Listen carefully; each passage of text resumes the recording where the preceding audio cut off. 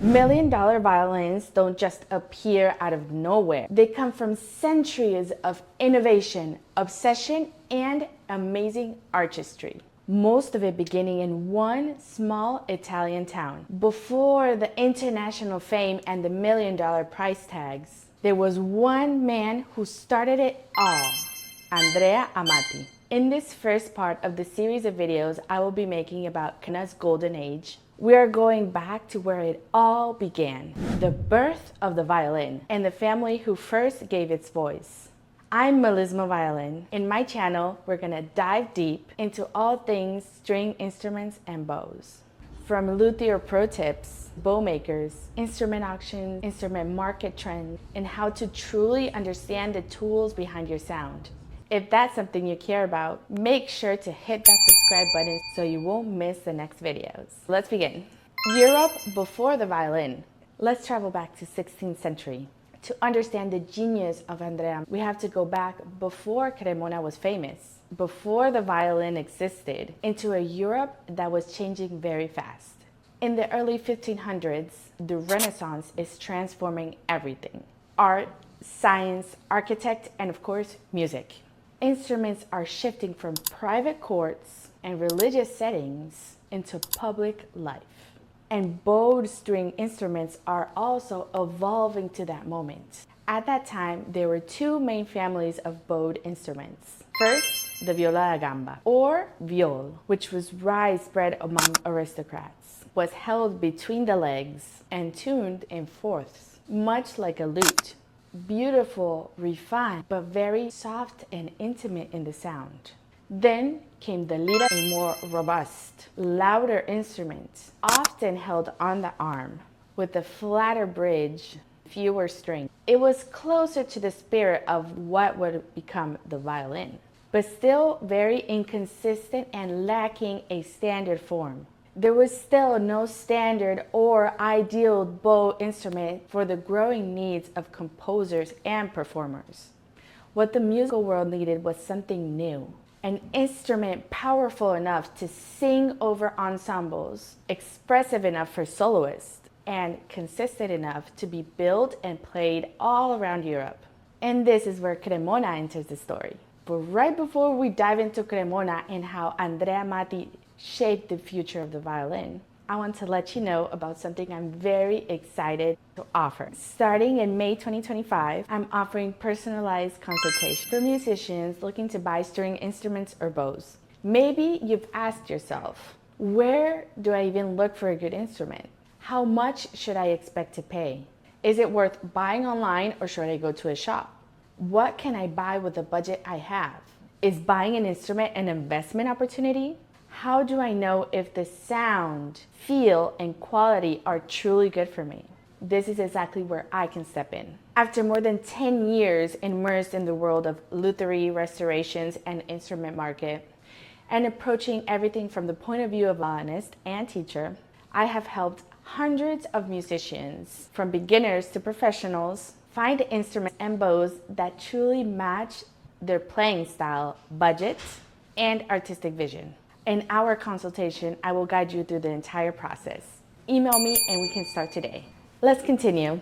Why Cremona? I ask myself this question a lot, and maybe you're asking yourself this question also. Why is it not Paris, Madrid, London, Vienna? Why Cremona? To answer that, we will need to zoom out and look a little bit at Italy as a whole. The key is that in the 16th century, Italy was the heart of the Renaissance, a cultural explosion that transformed art, science, and music. You can see it very much in famous Italian artists like Leonardo da Vinci. And unlike the centralized monarchies of France, Spain, or England, Italy was divided into fiercely competitive city-states like Venice and Florence, each of them trying very hard to be the next cultural capital. That rivalry fueled a lot of artistic innovation. Musicians were right in the center of all this. Cremona is nested in the north of Italy, in the region of Lombardy, and it was right along key trade routes that were connecting these powerful cities. And that gave luthiers access to high quality materials, like varnishes, string, tools, woods, as well as the newest musical ideas and the wealthiest patrons.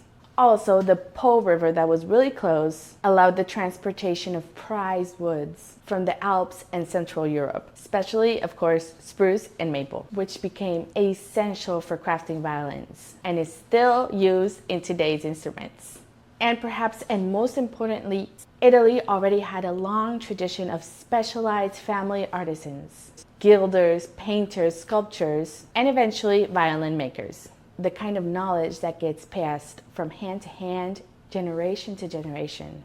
Cremona had the right geography, the right timing, and the right cultural spark. And I actually wanted to share a personal experience with all of you because I had the opportunity to travel to Italy, visit different cities, and we went all the way to Cremona in 2021. And I will never forget the feeling of walking into the Violin Museum.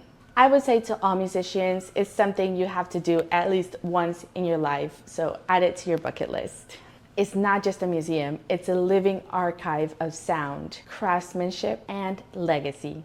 Inside, you can see the greatest instruments of all of Cremona's golden age. That visit changed the way I understand my own instrument and the cultural and historic legacy that we have in our hands when we're performing. And that's an important part of why I wanted to do this series in the first place, to share this feeling and this legacy with all of you. I would love to read you in the comments. Have you ever visited Cremona? Would you want to? Or what's your favorite maker, Amati or any other maker? I'll be reading and responding all of your comments. So let's continue. Andrea Amati, the founder of violin. Andrea Amati was born around 1505 in Cremona. He wasn't the first person to build a bow instrument, but he was the first one to give it the shape, form, and function we know today. And I also have to share another personal experience that I got to play a Imus Amati owned by the Venezuelan soloist Alexis Cardenas. And the sound was astonishing. Bold but cozy, light and with a warmth that kind of wraps you. And the shape was so refined, yet unlike any other modern instrument that I have ever tried. It's something that you feel the moment the bow touches the string. A shout out to Alexis and thank you for borrowing your amazing violin. So why did Andrea Amati decide to build violins? If you're enjoying this video, don't forget to subscribe, hit the like button, and share this video with a musician friend. It's an amazing and free way to support my work. As I said before, Europe was evolving at huge steps in the Renaissance, and music needed an instrument that adapts better to the compositions and the needs of the concerts for that moment. Musicians needed a more powerful, consistent, and versatile bowed instrument, and Andrea Amati responded to that need. He likely trained as a luthier, building lutes or viols, but what set him apart was his vision for innovation.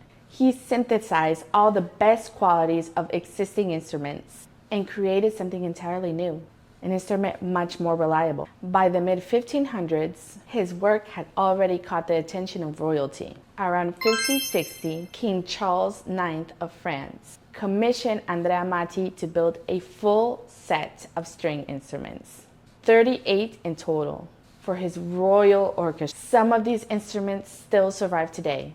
Going to be almost 600 years. That blows my mind. They're beautifully decorated with the French royal insignias. They are among the oldest violins in history. Andrea Amati wasn't just a luthier.